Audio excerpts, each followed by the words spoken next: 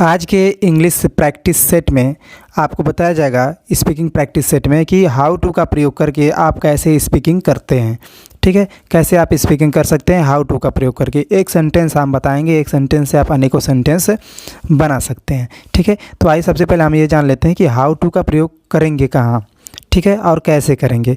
इस बात को थोड़ा समझिएगा। जैसे मान लीजिए आपका कोई सेंटेंस दिया गया, उस सेंटेंस में अगर जानता हूँ लास्ट में, अगर उस वाक्य के अंत में जानता हूँ, जानते हो या जानती है करके कुछ शब्द आ रहे हैं, तीनों में से कोई एक शब्द आ रहा है, ठीक है, और उसमें एक और मेन वर्ब आ रही है, मतलब जानता हूँ ये तो मेन वर्ब है ही, ठीक है, मुख्य क्रिया है, लेकिन इसके अलावा एक और क्रिया है, इसमें से बोलना आ गया, लिखना आ गया, खेलना आ गया, कूदना आ गया, एक और मेन वर्ब है, यानी दो मेन वर्ब। सिंपली भाषा में समझिए तो एक सेंटेंस में दो मेन वर्ब आए, ठीक है, तो उन दोनों मेन वर्ब के बीच में हाउ टू का प्रयोग हम कर देंगे। ठीक है, यदि आपका सब्जेक्ट सिंगुलर हुआ तो नो में यस जोड़ेंगे, अगर आपका सब्जेक्ट जो प्लूरल है तो नो में यस नहीं जोड़ेंगे।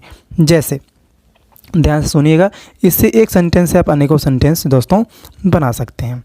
ठीक है, जैसे एग्जाम्पल के तौर पे हमने लिया है कि मैं हिंदी बोलना जानता हूँ। अगर इस तरह किया जाए कि मैं हिंदी बोलना जानता हूँ तो हो जाएगा I know how to speak Hindi. I know how to speak Hindi. यदि आप कहेंगे कि मैं अंग्रेज़ी बोलना जानता हूँ तो बोलेंगे I know how to speak English. अब कह देंगे आप कि मैं हिंदी बोलना जानता हूँ तो I know how to speak Hindi. मैं उर्दू बोलना जानता हूँ, I know how to speak Urdu. अब आप कहिए अगला बोलिए दूसरे को कि तुम हिंदी बोलना जानते हो तो you know how to speak Hindi.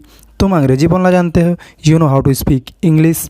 ठीक है, तो इस तरह से या कहते हैं राम इंग्लिश बोलना जानता है, Ram knows how to speak English. ठीक है, यानी ये बात ही ध्यान रखेंगे कि जब सब्जेक्ट आपका सिंगुलर होगा तो नो में एस जोड़ेंगे, अगर सब्जेक्ट प्लूरल होगा तो नो में एस नहीं जोड़ेंगे। ठीक है, इस तरह से आप बनाएंगे। दूसरा देखिए, तुम अंग्रेज़ी लिखना जानते हो। तुम अंग्रेज़ी लिखना जानते हो, अगला सेंटेंस है कि तुम अंग्रेज़ी लिखना जानते हो तो आप बोलेंगे you know how to write English. तुम हिंदी लिखना जानते हो, you know how to write Hindi. तुम उर्दू लिखना जानते हो, you know how to write Urdu. वह हिंदी लिखना जानती है, she knows how to write Hindi. ठीक है, इस तरह से आप अनेकों सेंटेंस दोस्तों बना सकते हैं। जैसे बच्चे क्रिकेट खेलना जानते हैं, children know how to play cricket. ठीक है, children know how to play cricket. तुम क्रिकेट खेलना जानते हो, you know how to play cricket. मैं क्रिकेट खेलना जानता हूँ, I know how to play cricket. ठीक है, इस तरह से आप अनेकों सेंटेंस बना सकते हैं। वह कहानी पढ़ना जानती है, वह कहानी पढ़ना जानती है, सी। अब यहाँ देखिए सी सिंगुलर हो गया तो नो में एस जोड़ देंगे। ठीक है, तो वह कहानी पढ़ना जानती है, she knows how to read story. वह हिंदी पढ़ना जानती है, she knows how to read Hindi. वह कविता पढ़ना जानती है, she knows how to read a poem. ठीक है, वह उपन्यास पढ़ना जानती है, she knows how to read a novel. मैं उपन्यास पढ़ना जानता हूँ, I know how to read novel. ठीक है, इस तरह से आप अनेकों सेंटेंस बना सकते हैं। अगला सेंटेंस देख लेते हैं दोस्तों। मैं कार चलाना जानता हूँ। मैं कार चलाना जानता हूँ, I know how to drive a car. ठीक है, इस तरह से आप बोलेंगे कि I know how to drive a car. मैं इस तरह आया कि मैं कंप्यूटर चलाना जानता हूँ, I know how to operate a computer.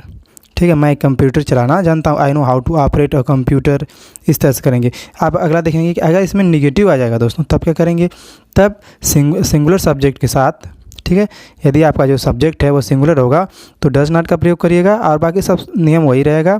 ठीक है, लेकिन एक बात ध्यान रखेंगे, जब डू नॉट और डज नॉट का प्रयोग हो जाएगा तो मेन वर्ब में ये जो नो था इसमें यस नहीं जुड़ेगा। ठीक है, जैसे वह पत्र लिखना जानती है, सी डज नॉट। वह पत्र लिखना नहीं जानती है तो she does not know how to write a letter.